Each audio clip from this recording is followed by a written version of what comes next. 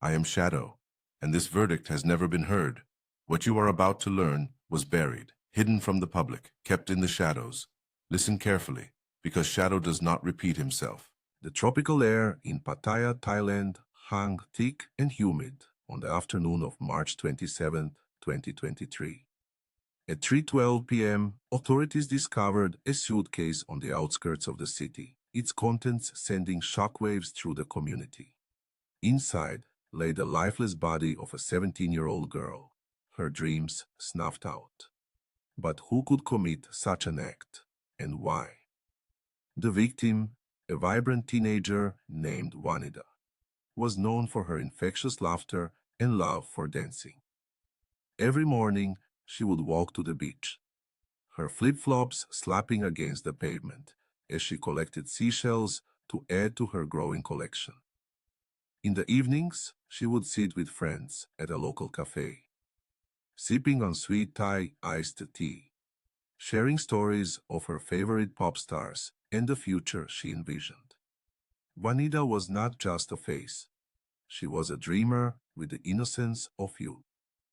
Someone who believed life was an adventure waiting to unfold. But what the reports never mentioned was a seemingly innocuous piece of information: an eerie connection to two other unsolved deaths in the area. Both victims were found in similar suitcases, and both had ties to the same social circle as Wanida. But could it be that this wasn't just a random act of violence? But could her life have been taken not because of who she was, but because of the company she kept? Imagine the implications of that. Think about it. But if a killer is watching, waiting, slipping through the fingers of law enforcement, what does that mean for the community? But what does it mean for the families left in anguish, still grasping at the fraying edges of hope? As more details emerged, it became clear that Wanida's death might just be the tip of the iceberg. But why? But what connection could it all hold? Then came the chilling report. A man was arrested, the prime suspect in Wanida's murder. His name was Jirapat, a local who had been seen near the beach where she liked to collect seashells. Witnesses recalled the unsettling aura he projected, a lingering shadow in the sunlight, a figure who seemed to imbibe the joy of others like a vampire.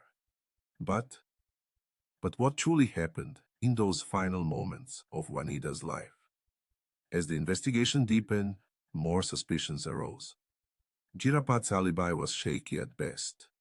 His history painted a dark picture: previous encounters with the law, whispers of violent behavior cloaked in charisma.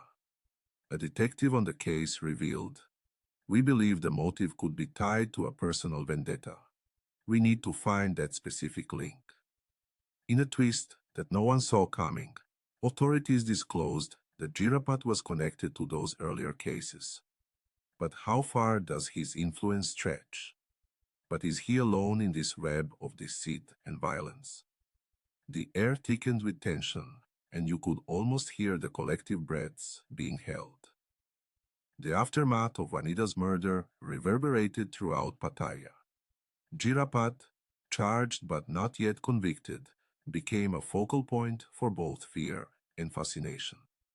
The shadow of his potential guilt lurked like a specter over the community.